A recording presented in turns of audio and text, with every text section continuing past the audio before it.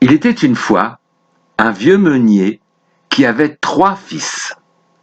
Il ne possédait que son moulin, son âne et son chat. Quand le meunier est mort, son fils aîné a reçu le moulin. Son deuxième fils a eu l'âne et le troisième, son fils cadet, a eu le chat. Le fils le plus jeune était triste parce qu'il trouvait qu'un chat, c'était pas un beau cadeau. Il disait, un chat, ça ne peut pas rapporter d'argent. Je vais rester pauvre toute ma vie. Mais le chat lui a répondu, ne sois pas triste, donne-moi seulement un sac et une paire de bottes et tu vas voir que je peux t'aider. Si tu es d'accord, je vais raconter que tu es le marquis de Carabas et que je suis ton serviteur. Tu vas devenir riche. Alors, le garçon a accepté.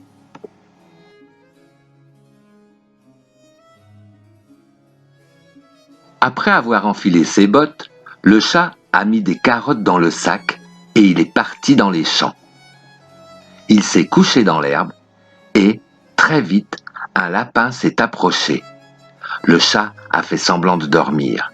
Le lapin est entré dans le sac pour manger les carottes. Vite, le chat a fermé le sac pour le faire prisonnier.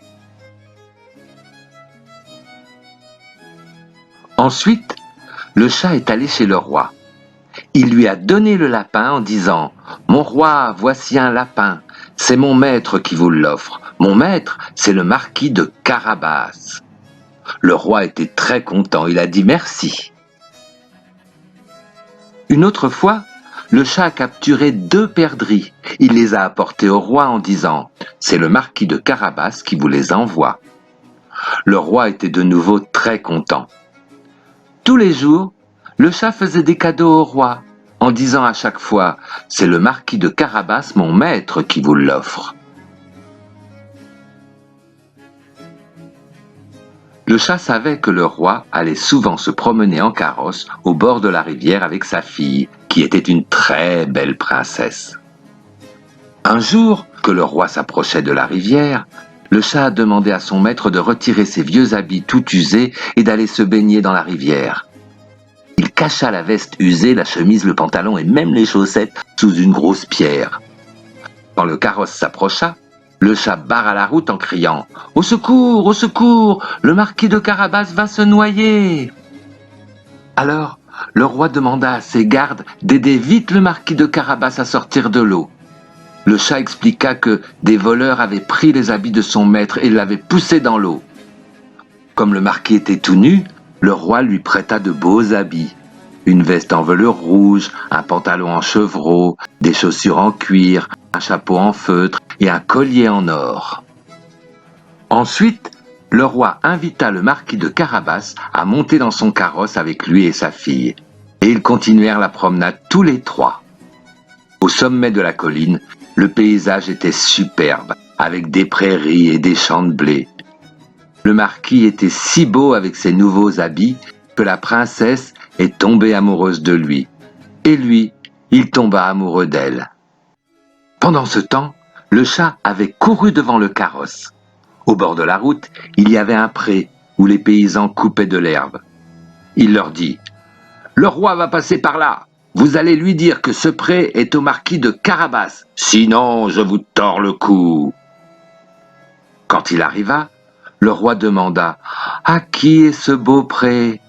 Comme ils avaient peur du chat, les paysans répondirent « C'est au marquis de Carabas. » Plus loin, le chat rencontra d'autres paysans qui portaient des gerbes de blé. Il leur dit « Le roi va passer par là, vous allez leur dire que ce champ de céréales est au marquis de Carabas. Sinon, je vous tords le cou. » Quand il arriva, le roi demanda « À qui il est, ce beau blé ?»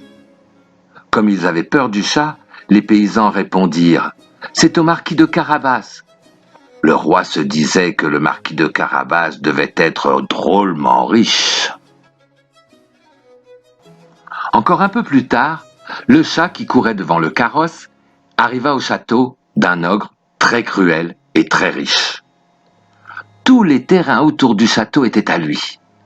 Debout, En haut des marches de son château, au toit d'ardoise, l'ogre surveillait ses champs et ses prairies. Le chat alla voir l'ogre pour lui demander « Est-ce que c'est vrai que vous pouvez vous transformer en n'importe quel animal ?» L'ogre lui répondit d'une voix terrible « Évidemment, regarde, je vais me transformer en lion !» D'un seul coup, l'ogre se transforma en un lion qui rugissait très fort. Puis, il est redevenu un ogre. Alors le chat dit à l'ogre d'une petite voix tremblante « Moi, je crois pas que vous soyez capable de vous transformer en souris. » L'ogre répondit « Petit misérable, tu vas voir !» et il se transforma en souris. Alors le chat se lança à sa poursuite. La souris, elle, se mit à galoper en faisant des zigzags à travers la salle. Soudain, d'un bond, le chat sauta sur la souris et il la dévora. Pendant ce temps, le carrosse du roi était arrivé au château de l'ogre. Le chat accueillit le roi en lui disant « Bienvenue au château du marquis de Carabas ». Le roi trouva le château magnifique. La princesse aussi était émerveillée par la demeure du marquis. Le marquis a tellement plu à la princesse que le roi lui demanda s'il voulait bien épouser sa fille. Le mariage se déroula le jour même. Le fils du meunier était devenu marquis, mais il a toujours gardé son chat botté près de lui.